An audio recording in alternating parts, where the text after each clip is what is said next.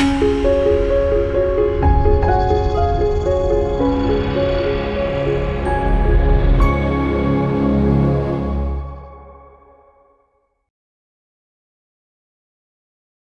మాత్రం. నేను మీ జర్నలిస్ట్ నమత.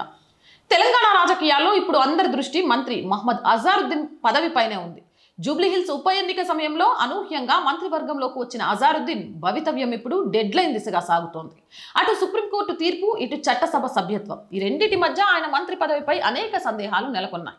రాజ్యాంగ నిబంధనల ప్రకారం ఎమ్మెల్యే లేదా ఎమ్మెల్సీ కాకుండా మంత్రి పదవి చేపట్టిన వ్యక్తి పదవి స్వీకరించిన 6 నెలలలోపు ఏదో ఒక చట్టసభకు ఎన్నిక కావాలి. అజారుద్దీన్ మంత్రి అయి ఇప్పటికే 4 నెలలు గడిచిపోయింది. అంటే మరో 4 నెలలలోపు ఆయన ప్రజాప్రతినిధిగా ఎన్నిక కాకపోతే మంత్రి పదవికి రాజీనామా చేయక తప్పదు.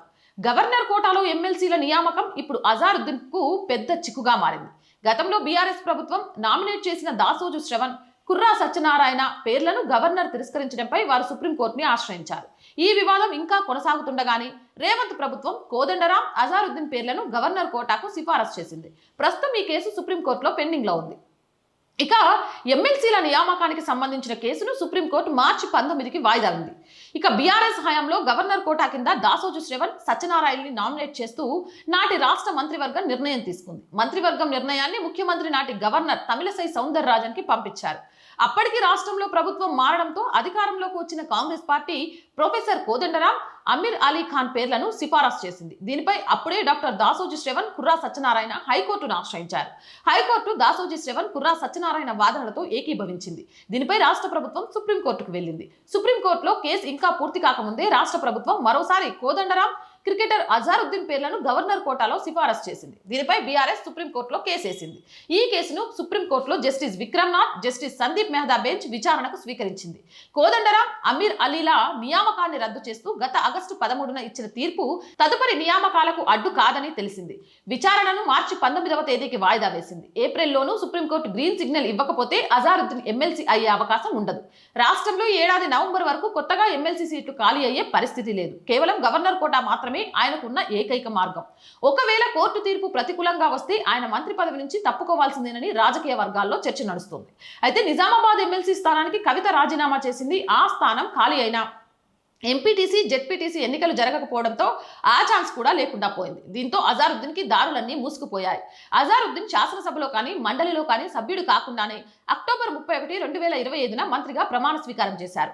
రాజ్యాంగం ప్రకారం మంత్రిగా బాధ్యతలు చేపట్టిన 6 నెలలలోపు ఆయన ఏదో ఒక సభలో ఎమ్మెల్సీ లేదా ఎమ్మెల్యేగా ఎన్నిక కావాలి.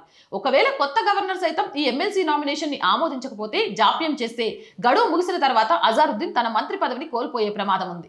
కొత్త గవర్నర్ ప్రభుత్వం పంపిన సిఫారసులను యథాతథంగా ఆమోదిస్తే రేవంత్ రెడ్డి సర్కార్కు పెద్ద ఊరట లభిస్తుంది. ఒకవేళ గవర్నర్ మళ్ళీ ఏవైనా కొర్రెలు పెడితే మాత్రం అది ప్రభుత్వం వర్సెస్ లోక్ భవన్ వివాదానికి దారితీయడమే కాకుండా మైనారిటీ కోటాలో మంత్రిగా ఉన్న అజారుద్దీన్ పదవికి ఎసరు తెచ్చే అవకాశం ఉంది.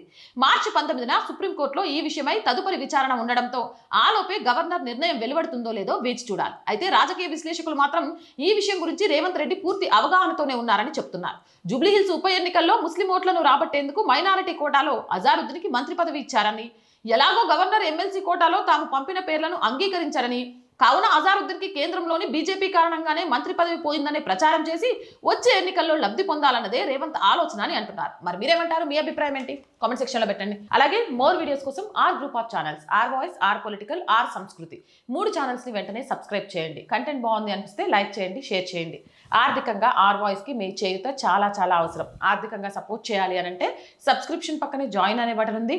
1 to 5 లెవెల్స్ ఉన్నాయి. ఏదో ఒక లెవెల్లో సపోర్ట్ చేయండి, లేదా స్క్రీన్ మీద గూగుల్ పే, ఫోన్ పేతో పాటు అకౌంట్ డీటెయిల్స్ ఉన్నాయి. మీకు తోచిన సహాయాన్ని అందించండి. వ్యాపార ప్రకటనల కోసం అంటే యాడ్స్ కోసం 8328 500 576 నెంబర్ని సంప్రదించండి. జై హింద్, జై భారత్.